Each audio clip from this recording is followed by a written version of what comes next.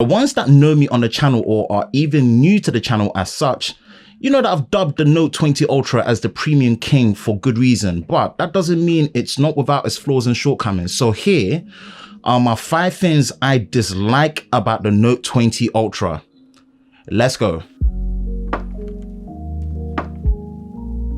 Hi, Ben from Lover of Tech. If you enjoy videos like this and you're new to the channel, make sure you hit that like button, subscribe, hit that notification bell so you're part of Team TLS, the Tech Lover Squad, so you don't miss any future videos on the channel. Now, in regards to using the Note 20 Ultra, man, I have to say a big thank you to Vodafone UK for supplying the Note 20 Ultra for review and testing.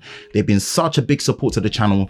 You'll find links in the description below for all the latest deals on the Note 20 Ultra on Vodafone UK. First is the design and how the finish of the phone is not consistent across all the 3 colors it comes in.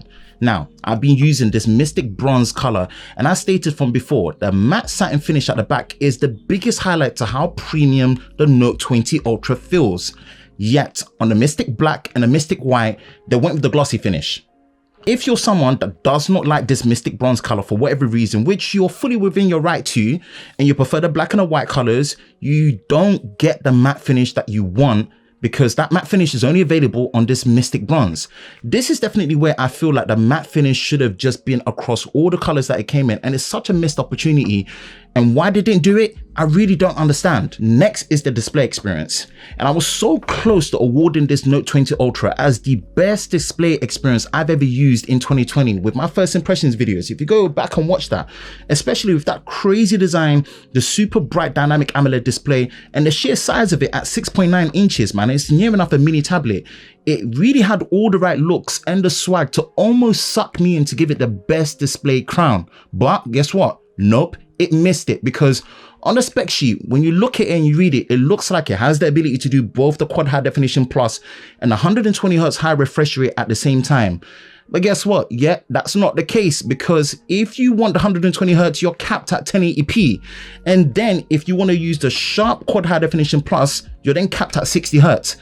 At this screen size, and I'm speaking for myself, when I say I noticed the difference in clarity when capped at 1080p with the 120 Hz mode, especially when watching videos, coming from previous phones that I've used from before, such as the OnePlus 7 Pro that gave me that true quad high definition plus display at the 90 Hz refresh rate, at the same time on an AMOLED panel, I really got used to that experience, and unfortunately, man, this Note 20 Ultra just couldn't give that to me. Next is the specs and the performance, and I'm going to mainly be looking at the system on a chip that I have in this model, which is, dread it, the Exynos 990 model. It's not that the performance is bad, because since it's backed up with up to 12 GB of RAM and fast UFS storage, because in its own bubble, it's pretty much plenty fast, but yet, knowing that it comes with a Snapdragon 865 Plus model, and you're comparing that to even an 865, let alone the Plus, knowing that the Snapdragon models are not just only faster, but yet more efficient as well, it really does make you feel like at this premium price point,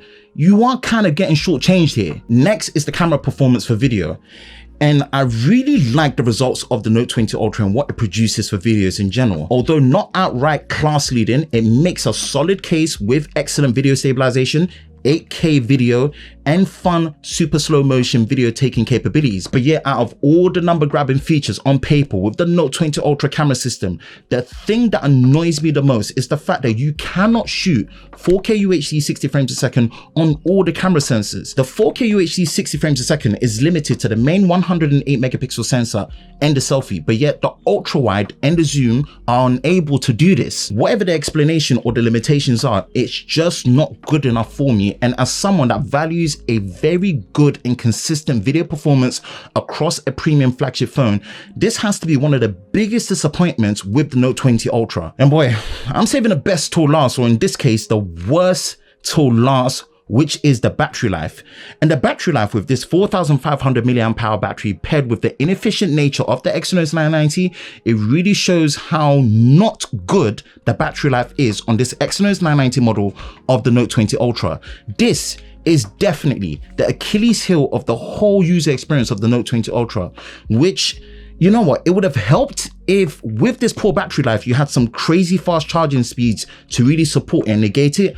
But no, the fact that it takes a decent amount over 1 hour to charge from zero really just makes you think the whole battery experience and the charging experience is below what should be expected at this price point. That is it for me.